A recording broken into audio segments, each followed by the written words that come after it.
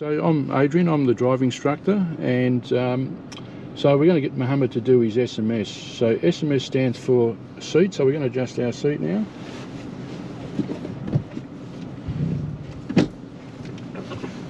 And M stands for mirrors, so we're going to adjust our mirrors. So there's a switch, it's under your right air vent.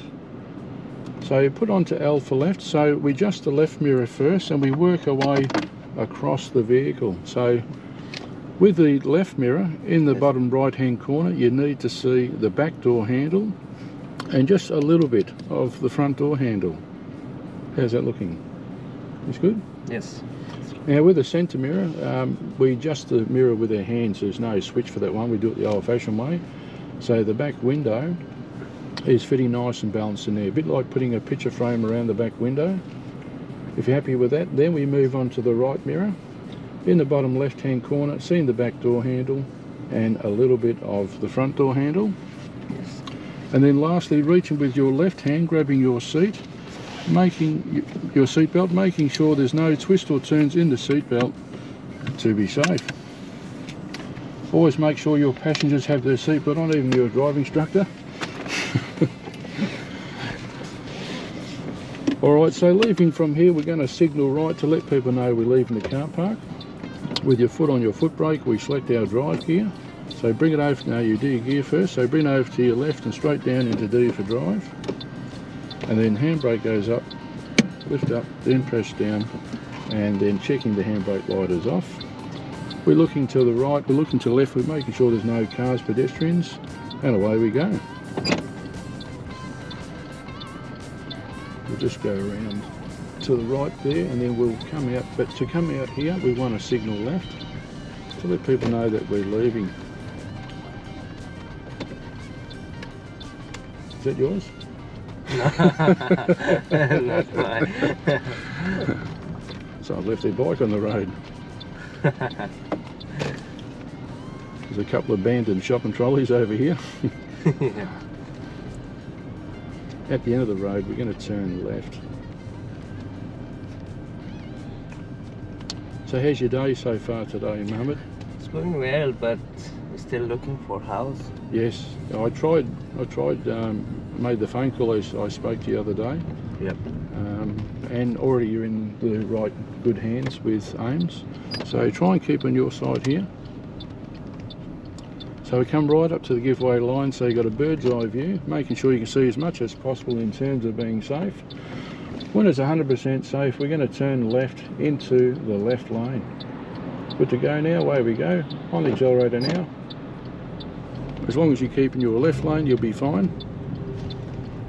And we'll miss that big truck. Once we straighten up, we check the centre mirror and the right mirror. And as you know, we check our mirrors about every 15 seconds. Not that we want you to count 1, 2, 3, you lose count and have to start all over again. It's just the frequency of knowing what's behind you and what's beside you, so nothing catches you by surprise. Up ahead we have the green traffic lights. We don't know how long it's been green for. We call it a stale green light, meaning it could change. Yeah. So how we deal with a stale green light in a 60-kilometre speed zone, we generally take our foot off the accelerator. By doing that, our car begins to slow down immediately, and then we take our foot and we just have our foot hovering over the brake pedal. We're not touching the brake pedal. Our foot is hovering over the top in preparation. If the light was to change and it was safe to stop, your foot automatically is going to go onto the brake, promoting smooth braking and smooth stopping. Of course, if it's still green, straight back onto the accelerator. So, as I say, not touching the brake, your foot is just basically shadowing the brake, hovering over the top, and if it's safe to stop, where you start applying the brake, promoting smooth braking, smooth stopping. So basically what I'm teaching you, as I teach everybody, it's called system of car control. System of car control is having your car 100% under control 100% of the time. It doesn't guarantee we don't ever have an accident, but it makes us a lot safer. If we're using the correct tools correctly, it can save our life and the lives of others. We drive in the defensive, we drive in the anticipation, knowing that things can and go wrong, So checking your speed about every 15 seconds, making sure you're not too fast or too slow. Very easy to go over the speed in the modern cars.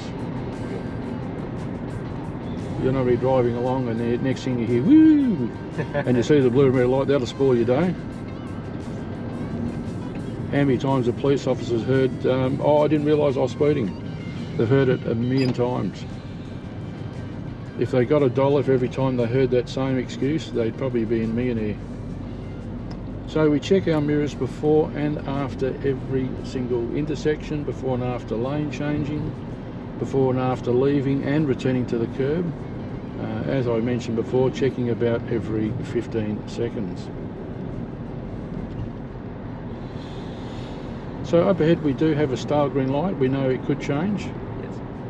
So as we get about 150 metres, we take our foot off the accelerator, we shadow the brake, check your centre mirror, your right mirror.